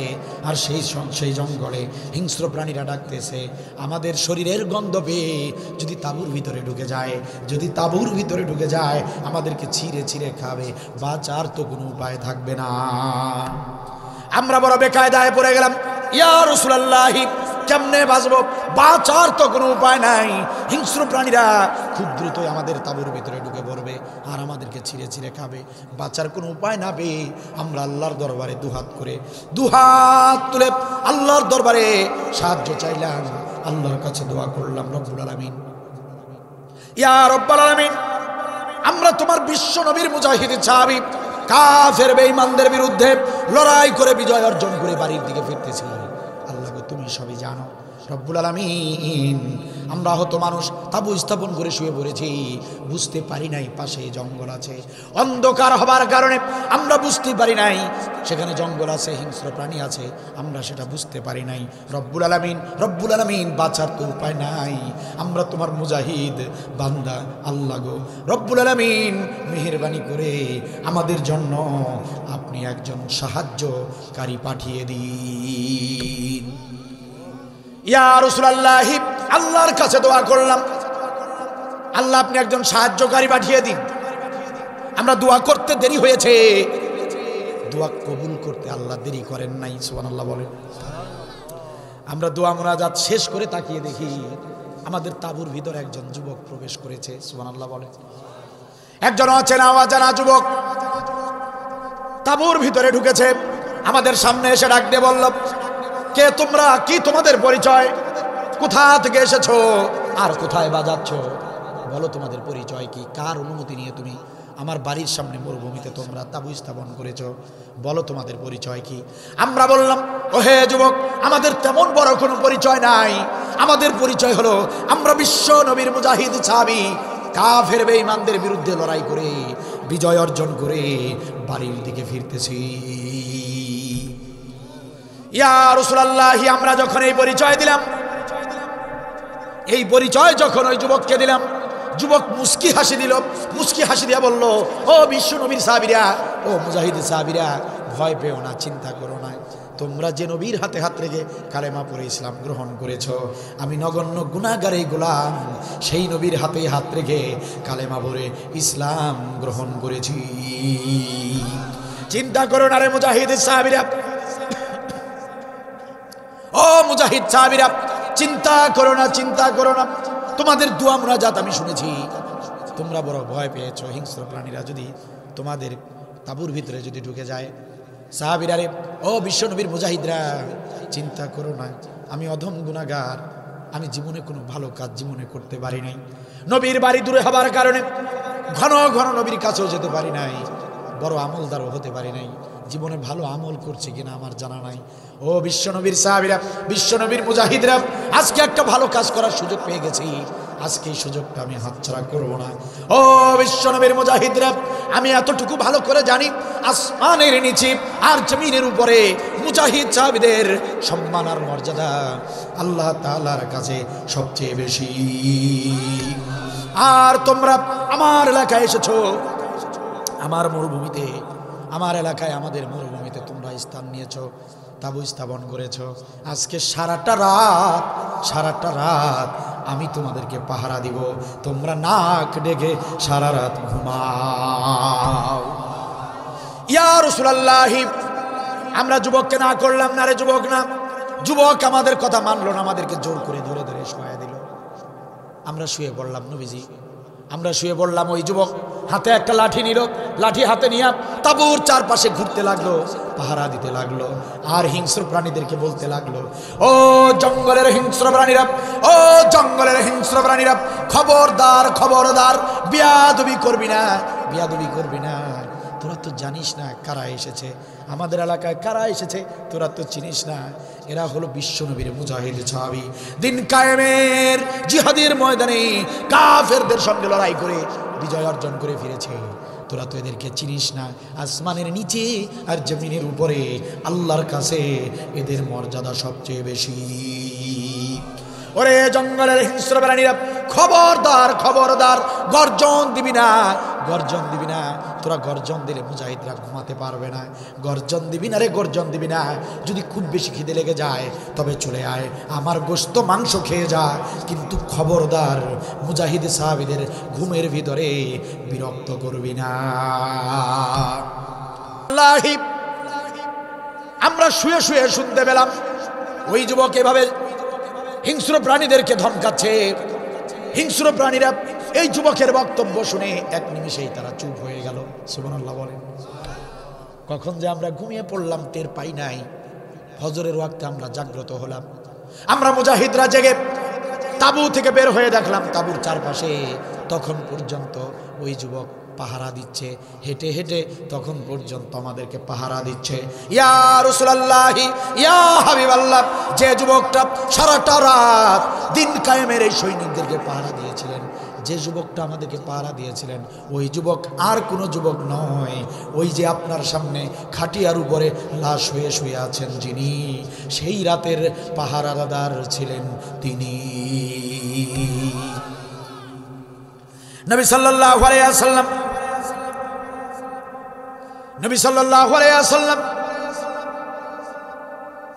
সাহাবীকে বললেন, সাহাবীরা আর বলতে হবে না, বলতে হবে না, আর বলার দরকার নাই, তোমরা কাতারবদ্ধ করো, সোজা হও, আমি এর জানাজার ইমামতি করব। সুবহানাল্লাহ বলেন।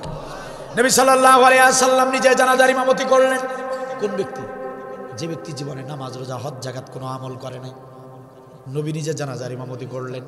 চাপার জোরের বক্তব্য দিতে আসি নাই রে মুসলমান। মিশকাত শরীফের 336 পৃষ্ঠা খুলে দেখবেন, 8 লাইন পরে হাদিসটা পেয়ে যাবেন। আয়েশ রাদিয়াল্লাহু থেকে বর্ণিত হাদিস। প্রিয় ভাইরা আমার, নবী কি করলেন? জানাজার ইমামতি করবার পরে, এখানেই শেষ নয় প্রিয় ভাইরা, জানাজার ইমামতি করার পরে ওই মৃত সাহাবীর খাট, লাশের যে খাটিয়া, ওই খাটিয়া নিজ কাঁধে বহন করে কবর পর্যন্ত আসলেন। চিৎকার দিয়ে বলেন সুবহানাল্লাহ।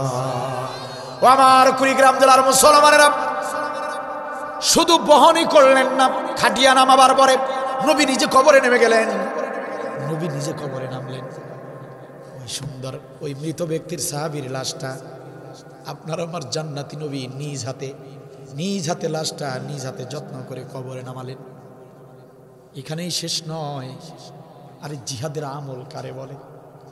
জিহাদের আমল আল্লাহর কাছে কতটা প্রিয় আমল। নবী কি করলেন দেখেন, এই সাহাবীর লাশটা কবরে শোয়াবার পরে মৃত সাহাবীর মুখের কাপড়ের কাপড়টা সরালেন। বিশ্ব নবী, আপনার আমার জান্নাতি নবীর জান্নাতি ঠোঁট দিয়া ওই মৃত সাহাবীর কপালে চুমা দিলেন। ও কুড়িগ্রাম জেলার মুসলমানেরা, কি খুশ নসিব ওই সাহাবী, কি খুশ নসিব। কপালে চুমা দিলেন নবী। এরপরে সাহাবীদেরকে সাথে নিয়ে বালি আর পাথরগুলো দিয়া কবরের কাজটা সম্পাদন করে ফেললেন। কবরের কাজ শেষ, সমস্ত সাহাবীরা সাথে নবী সহ বালি আর পাথরগুলো দিয়ে কবরটা সম্পাদন করলেন। কবরের কাজ শেষ হয়ে যাবার পরে সমস্ত সাহাবীরা সেখানে দাঁড়ানো। নবী তার ডান হাত কবরের মাঝখানে রাখলেন। ও আমার ভাইয়েরা, আমার দিকে তাকান। নবী তার ডান হাত কবরের মাঝখানে এভাবে তিনি রাখলেন। কবরের মাঝখানে তিনি তার ডান হাত এভাবে রাখলেন, রেখে তিনি বললেন, ইন্না সাহাবাকা ইয়াজুন্নুনা আন্নাকা মিন আহলিন নার ওয়া আরা আশহাদু আন্নাকা মিন আহলিল জান্নাহ। নবী বললেন, কবরবাসী সাহাবীরে, ও আমার কবরবাসী সাহাবী, তোমার প্রতিবেশীরা বলেছে, তোমার বন্ধুরা বলেছে তুমি জাহান্নামী। ওয়া আনা আশহাদু আন্নাকা মিন আহলিল জান্নাহ, আর আমি নবী ঘোষণা করলাম তুমি বিনা হিসাবে জান্নাতি। প্রিয় কুড়িগ্রাম জেলার মুসলমানেরা, একটা রাত দিন কায়েমের সৈনিকদেরকে শুধু পাহারা দিয়েছিল। একটা রাত দিন কায়েমের সৈনিকদেরকে শুধু পাহারা দিয়েছিল। আমার আল্লাহর কাছে এই এক রাতের আমল এতটাই ভালো লেগেছিল, এতটাই পছন্দনীয় হয়েছিল, আল্লাহ তাআলা গোটা জীবনের গুনাহগুলো মাফ করে দিয়া ওই ব্যক্তিকে জান্নাতি বলে ঘোষণা করেছে। প্রিয় কুড়িগ্রাম জেলার মুসলমানেরা, প্রশ্ন করতে চাই, ও আমার প্রিয় ভাইরা, প্রশ্ন করতে চাই, যে জিহাদের এত গুরুত্ব, এত মর্যাদা আল্লাহ দিয়েছেন, নামাজ, রোজা, হজ, যাকাত, এগুলো গুরুত্বপূর্ণ ইবাদত। এই ইবাদতগুলো করার পাশাপাশি যদি কখনো জিহাদের ডাক এসে যায়, যদি কখনো সুযোগ এসে যায়, কাফের বেঈমানদের বিরুদ্ধে লড়াই করার। যদি রাজপথে যেতে হয়, যদি ইসলামী আন্দোলনের পক্ষ থেকে ডাক এসে যায়, যদি ইমাম মাহাদির ডাকে কখনো জিহাদের ডাক এসে যায়, সম্মানিত ভাইয়ের আমার, ইসলামের জন্য, দিন কায়েমের জন্য যেভাবেই যেখান থেকেই ডাক আসুক না কেন, যদি এরকম সুযোগ আমাদের সামনে এসে যায়, প্রশ্ন করতে চাই, কারা কারা জীবন বাজি রেখে জিহাদের ময়দানে যেতে রাজি আছেন? দু হাত তুলে আল্লাহকে দেখান। মাশাআল্লাহ, মাশাআল্লাহ, এটা হলো জিহাদের আমল, আল্লাহর কাছে প্রিয় আমল। সমস্ত আমলের পাশাপাশি এই আমলটা আমাদের করার দরকার আছে না ভাই? করার দরকার আছে না নয়? আর এই আমলের যদি কেউ বাধা দেয়, তাহলে ওই ছাত্র সমাজের মতো আমরাও অন্যায়ের প্রতিবাদের জন্য রুখে দাঁড়াবো। ঠিক কিনা বলেন? ঠিক কিনা বলেন? জালিম যখন তাড়ানো শিখে ফেলেছি, ভবিষ্যতে এদেশে যদি কোনো জালিম এসে যায়, তাদেরকেও আমরা শক্ত হাতে দমন করব ইনশাআল্লাহ। ঠিক কিনা বলেন? ওরা ছাত্র মেরে চেয়েছিল থাকতে ক্ষমতায়, ঠিক না? ওরা আলেম মেরে চেয়েছিল থাকতে ক্ষমতায়, থাকিতে পারে নাই। আলেমরা পালায় না, জালেম পালায়। ঠিক না? আলেমরা তো পালায় না, জালেম পালায়। আমার দেশের জনগণ 5 আগস্টে হয়ে গেল জালিমের পতন। আমার দেশের জনগণ 5 আগস্টে হয়ে গেল জালিমের পতন। ওরা ছাত্র মেরে চেয়েছিল থাকতে ক্ষমতায়, ওরা আলেম মেরে চেয়েছিল থাকতে ক্ষমতায়, থাকিতে পারে নাই। আলেমরা পালায় না, জালেম পালায়। আলেমরা তো পালায় না, জালেম পালায়। ঠিক কিনা বলেন? সময় ছিল 45 মিনিট, গণভবন না ছাড়িলে হইতো রে ফিনিশ। ঠিক কিনা বলেন? ঠিক কিনা বলেন? আমাকে পুতুলের মা কয় মিনিট সময় পাইছিল? সময় মাত্র 45 মিনিট, গণভবন না ছাড়িলে হইতো রে ফিনিশ। ইঁদুরের গর্ত নাই, পালাবে কোথায়? সাইদি হুজুর বলছিলেন না? বলছিলেন না? সময় আসবে এমন, ইঁদুরের গর্ত, ইঁদুরের গর্ত নাই, পালাবে কোথায়? তাহি দিল্লি চইলা যায়। আলেমরা পালায় না, জালেম পালায়। আলেমরা তো পালায় না, জালেম পালায়। আমাগো পুতুলের মা নাকি বর্ডারের আশেপাশে থাকুন, নাকি চট করে ঢুকবে। হ্যাঁ, ঢুকবে না? ঢুকবে না? আমরা দোয়া করতেছি ঢুকুক। হ্যাঁ, জীবনেও ঢুকবে না, কারণ উনি জানে যে ঢুকলেই ঘুরে, ঢুকলেই ঘুরে।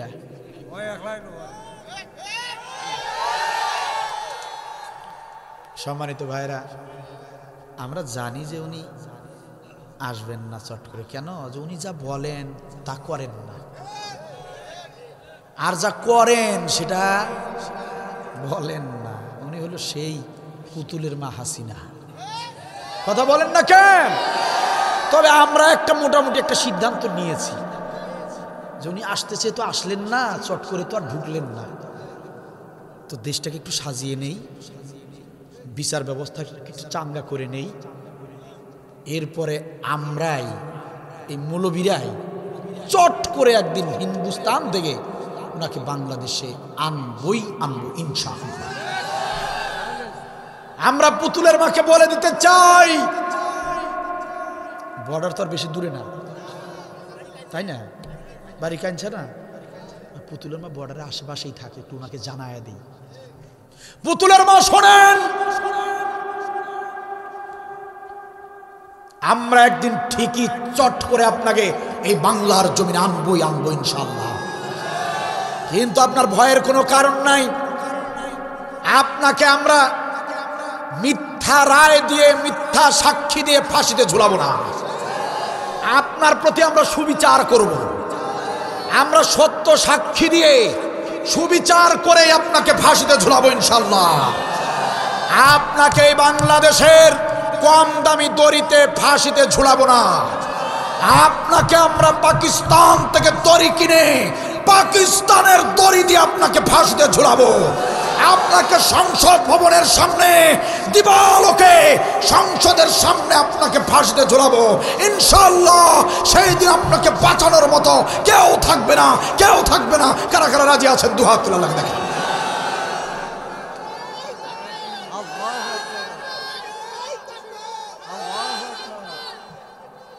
হ্যাঁ, ঝুলাবো ইনশাআল্লাহ। রাজি আছেন সবাই? রাজি আছেন সবাই? জালিমদের ছাড় নাই, ঠিক কিনা বলেন? জালিমদের কোনো ছাড় নাই। এবারের বাংলাদেশ,